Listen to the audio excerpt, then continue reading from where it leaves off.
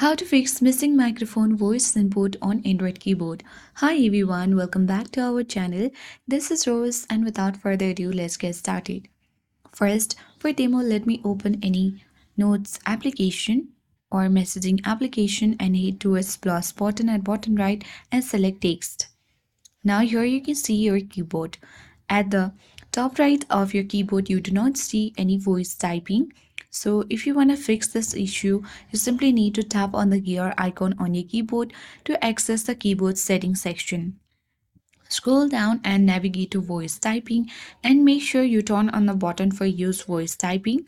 When you come back, you can easily find out the missing microphone has been back, where you can easily input your voice and type in anything on your Android keyboard. So in this way, you can easily fix missing microphone voice input on Android keyboard.